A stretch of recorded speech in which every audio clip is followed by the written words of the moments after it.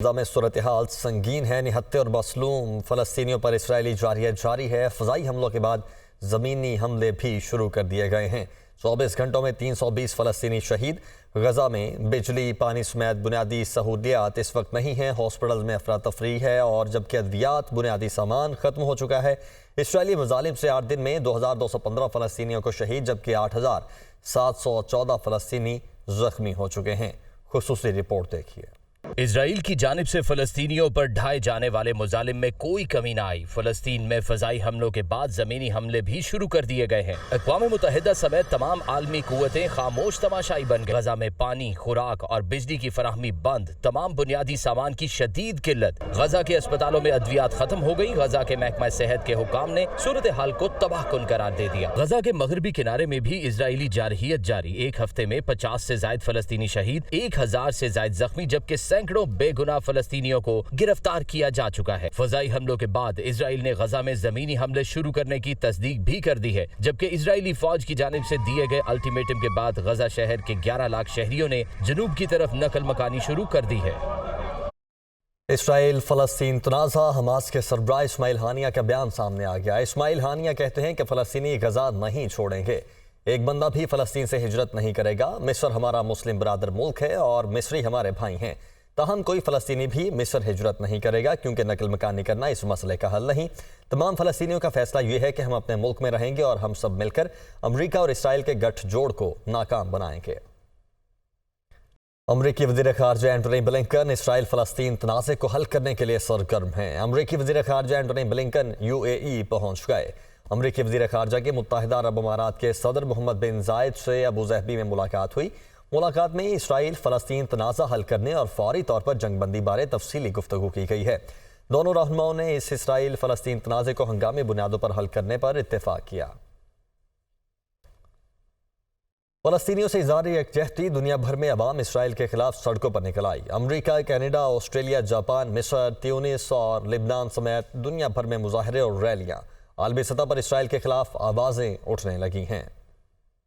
Israel का गजा पर हमले का 8वां रोज। दुनिया भर में मजलूम फलस्तीनियों के हक में मुजाहरे और रैलियां। अमरीका, कनाडा, ऑस्ट्रेलिया, जापान, मिस्र, ट्यूनिस और लबनान समेत दुनिया भर में सैकड़ों की तादाद में अवाम सड़कों पर निकल आई। फलस्तीनियों से इजहार यकजहती के लिए रैलियां निकाली गई। न्यूयॉर्क टाइम स्क्वायर में अवाम का मुजाहरा। मुजाहिरों में शरीक अफराद ने जुल्म का शिकार फलस्तीनियों के खिलाफ इजरायली जारहियत की भरपूर मजम्मत की। शुरगा ने फलस्तीनियों के हक में नारेबाजी की। लंदन में सैकड़ों की तादाद में लोग सड़कों पर निकल आए। इजरायली बमबारी से शहीद होने वाले अफराद को खिराज अकीदत पेश किया गया और अक़वाम मुत्तहिदा समेत आलमी इंसानी हुकूक की तंजीमों से मुतालबा किया गया कि फौरन जंग बंदी करवाने में अपना किरदार अदा करें। इजराइल की जानिब से फलस्तीनियों को शिमाली गजा 24 घंटे में खाली करने का अल्टीमेटम दे रखा है। शिमाली गजा में 11 लाख फलस्तीनी रिहाइश पजीर हैं। अमरीकी अखबार के मुताबिक इजराइल ने अक़वाम मुत्तहिदा को भी शिमाली गजा से अपना अमला निकालने का हुक्म जारी कर दिया है। ह्यूमन राइट्स वॉच की जानिब से इजराइल पर गजा और लबनान पर बमबारी में सफेद फास्फोरस इस्तेमाल करने का इल्जाम आयद किया जा चुका है।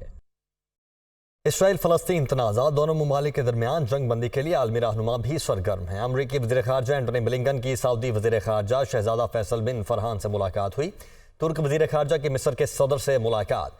एंटनी ब्लिंकन और शहज़ादा फैसल बिन फरहान की मुलाकात में इसराइल फ़लस्तीन जंग बारे तफसीली गुफ्तगू की गई। सऊदी वज़ीर ख़ारजा शहज़ादा फैसल बिन फरहान ने दोनों अतराफ़ के शहरियों पर हमलों की मजम्मत की और तनाज़े को कम करने की फौरी ज़रूरत पर जोर दिया। दूसरी जानिब तुर्क वज़ीर ख़ारजा ने मिस्र के सदर से मुलाकात में इसराइल की जानिब से हमलों के बाद फ़लस्तीन में पैदा होने वाली तबाहकुन सूरत हाल पर तशवीश का इजहार किया।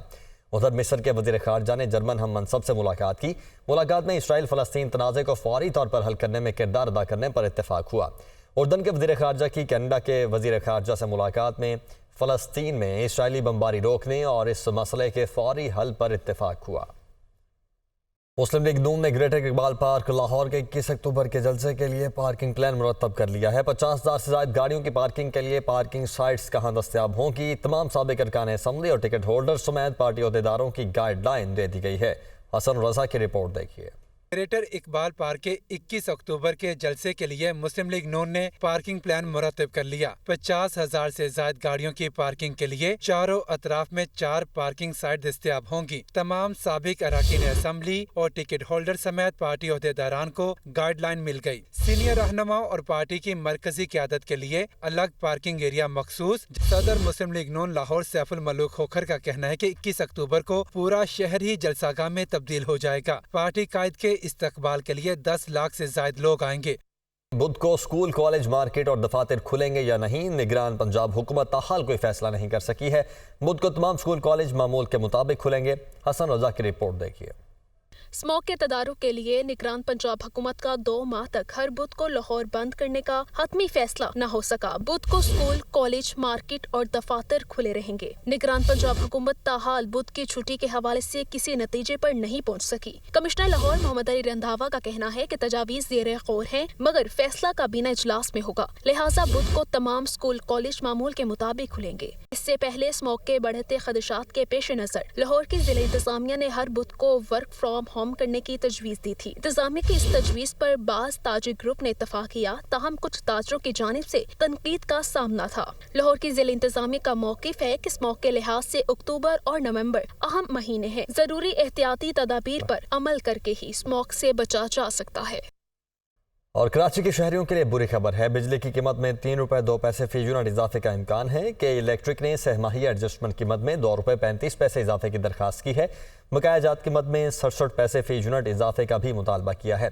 नेपरा के इलेक्ट्रिक की दरखास्त पर 19 अक्टूबर को समाअत करेगा। मंजूरी की सूरत में कराची के शहरियों पर 35 करोड़ 70 लाख रुपए का इजाफी बोझ पड़ेगा।